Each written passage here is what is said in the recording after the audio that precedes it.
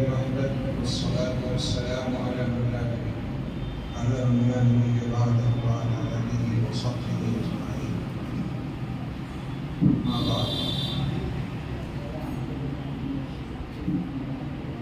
محترم اساتذہ کرام اور عزیز طلبہ،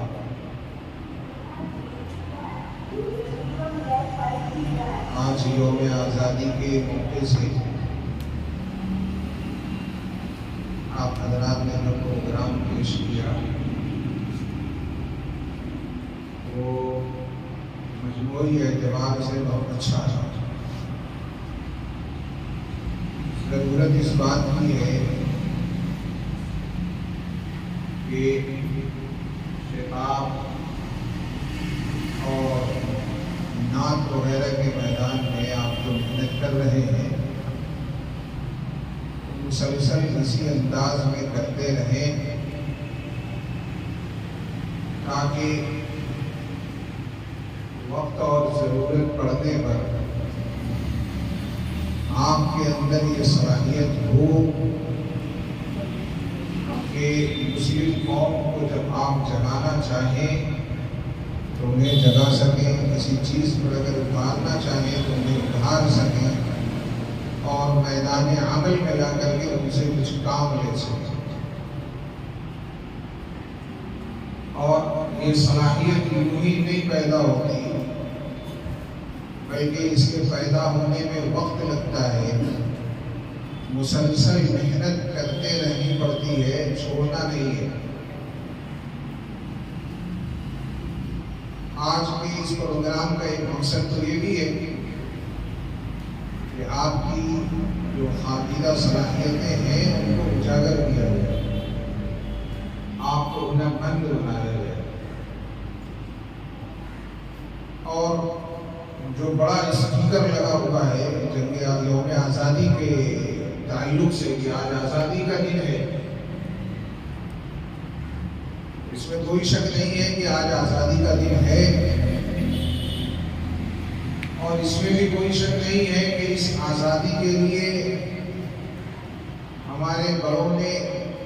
بالخصوص ہمارے علماء نے، اور اس سے بھی آگے بڑھ کر کے جو دیندار حکمران رہے ہیں، علاقوں کے جو جاگیردار اور نواب رہے ہیں، ایسے دیندار جاگیرداروں اور نوابوں نے جو قربانیاں پیش کی ہیں وہ بے مثال ہیں۔ ہم آج ذکر تو کر سکتے ہیں لیکن ان کی قربانیوں کو صحیح معنوں میں محسوس کرنا یہ آسان نہیں ہے۔ جب آپ بڑے ہوں گے، کتابوں کو پڑھیں گے، تاریخ سے کچھ تعلق پڑھے گا اور کچھ دنیا کو بھی سمجھیں گے، اور پھر ان حالات کے تناظر میں اس وقت کے حالات کا جب جائزہ لیں گے تو شاید آپ کے دل پر کوئی کیفیت طاری ہو اور آپ اس بات کو محسوس کر سکیں کہ ہمارے بڑوں نے، ہمارے علماء نے، ہمارے مسلم حکمرانوں نے اس ملک کو آزاد کرانے کی خاطر اپنی قربانیاں جو پیش کی وہ تو کی، جو اس ملک کے غیر مسلمان نہیں تھے، مسلمانوں کے علاوہ جو دوسرے مذاہب کے ماننے والے تھے ان کی خوشامدیں کی، ان کو جگایا، ان کو ابھارا، ان سے منتیں اور سماجتیں کی، بھائی یہ ملک ہمارا ہے، آپ کا بھی ہے، اس ملک کی آزادی کی خاطر ہم سب کو مل کر کے لڑنا پڑے گا۔ بڑی بڑی محنتوں کے بعد، بڑی کوششوں کے بعد پھر غیر مسلم لوگ مسلمانوں کے ساتھ کھڑے ہونے کے لیے تیار ہوئے۔ اس سے یہ اندازہ لگتا ہے کہ اصل قربانی جو بھی رہی ہے وہ مسلمانوں کی رہی ہے، غیر جو آئے وہ تو بعد میں ساتھ آئے، اور بڑی کہنے سننے کے بعد، بڑی سماجتوں کے بعد آئے، بہت سفارشوں کے بعد آئے۔ آج اس ملک میں ہم جن حالات میں جی رہے ہیں، بالخصوص علماء کے لیے، مدرسے میں پڑھنے والے بچوں کے لیے، کیونکہ قوم آپ سے ہی امید رکھتی ہے یہ الگ بات ہے کہ ہر موقع پر قوم آپ کو تانے بھی دیتی رہتی ہے،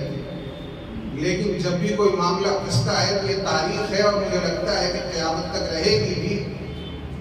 کہ علماء ہی آگے بڑھ کر کے کوئی اہم رول، اہم کردار ادا کریں گے، تبھی اس قوم کا کوئی بیڑا پار ہو سکتا ہے۔ ورنہ جو بڑے بڑے دانشور اور بڑے بڑے سمجھدار، دانشور طبقہ اور اپنے آپ کو سمجھدار کہنے والا طبقہ جو اپنے خود کو کلین سمجھتا ہے، اس کے اندر یہ صلاحیت نہیں ہے کہ وہ قوم کو ایک جٹ کر سکے، اکٹھا کر سکے، اور کسی موقع پر جب اسلام اور مسلمانوں پر کسی طرح کے کوئی حالات آئے، اللہ نہ کرے، تو ان حالات میں وہ کوئی بڑا اور نمایاں رول اور کردار ادا کر سکے۔ آپ دیکھ رہے ہیں کہ ملک آزاد ہوا، لیکن اس آزادی کا کوئی حصہ ہم مسلمانوں کو نہیں ملا۔ اس کے حصے میں آج آپ دیکھ رہے ہیں کہ فسادات ہیں، دنگے ہیں، جنگ و غارت گری ہے، ناحق مسلمانوں کا قتل ہے، اور طرح طرح کے طعنے اور تشنیع کے جملے ہیں، وغیرہ وغیرہ۔ ایک تو یہ کہ ہمیں اپنے بڑوں کی قربانیوں کو یاد رکھنا ہے، اور ان قربانیوں سے سبق لیتے ہوئے مستقبل میں ہمیں اس کو مشعل راہ بناتے ہوئے جب ضرورت پڑے تو اس سے کام لینا۔ اس لیے آپ میں سے جو چھوٹے ہیں وہ تو چھوٹے ہیں ہی، جو بڑے ہیں اور ایسے بھی ہیں جو بہت زیادہ دن اب تعلیمی میدان میں نہیں رہیں گے، 2-4 سال، اس کے بعد پھر ان کو عملی میدان میں آنا ہے۔ ضروری ہے کہ وقت کے حالات کو وہ سمجھیں اور اپنے اندر یہ فکر اور تدبر اور یہ صلاحیت اور اتنی سمجھداری پیدا کریں کہ مشکل حالات میں ہمیں کیا رول ادا کرنا ہے اور ہمیں کام کس طرح سے لینا ہے۔ فکر اور سمجھداری اور مدانت یہ بہت ضروری چیز ہے۔ جوش، جب کبھی جوش کا کوئی ایسا موقع آئے تو ٹھیک ہے، انسان اس وقت جوش دکھائے، لیکن جوش جو عموماً نوجوانوں کے خون میں ہوتا ہے، یہ چیز جو ہے اس پر کنٹرول رکھتے ہوئے بیدار مغزی کے ساتھ، بڑی فکر اور سنجیدگی کے ساتھ ہمیں عملی میدان میں اپنے قدم کو آگے بڑھانا ہوگا۔ ہمیشہ اپنی آنکھیں کھلی رکھنی ہوں گی، حالات کا جائزہ لیتے رہنا ہوگا، اور ہمیں اپنے اندر یہ صلاحیت پیدا کرنی ہوگی۔ اور یہ صلاحیت یوں ہی نہیں آتی ہے، جب آپ تاریخ پڑھیں گے، مطالعے کریں گے، اپنے بزرگوں کے حالات اور واقعات کو پڑھیں گے، اور پڑھنے کے بعد جب اس پر تدبر کریں گے، غور و فکر کریں گے، تو پھر وہ فکر اور وہ تدبر آپ کے بھی ذہن و دماغ کو بیدار کرے گا۔ آپ کے ذہن و دماغ میں بھی وہ صلاحیت پیدا ہوگی کہ کس وقت میں ہمیں کس انداز سے کیا کام لینا ہے۔ جب یہ صلاحیت پیدا ہوگی تبھی صحیح معنوں میں آپ رہبر اور رہنما بن سکیں گے۔ ورنہ بہت سے ایسے لوگ ہیں جو جوشیلی باتیں کرتے ہیں اور بسا اوقات اس جوش میں اپنا نقصان بھی کر بیٹھتے ہیں۔ تو ہمیں جوش بھی نہیں بلکہ جوش ہوش کے ساتھ،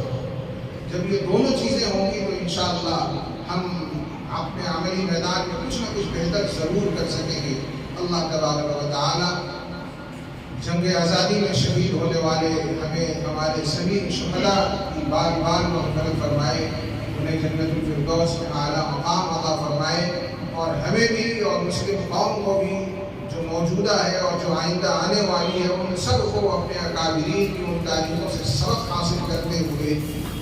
آگے آنے والے حالات میں صحیح طور پر زندگی گزارنے کی توفیق مرحمت فرمائے۔ وآخر دعوانا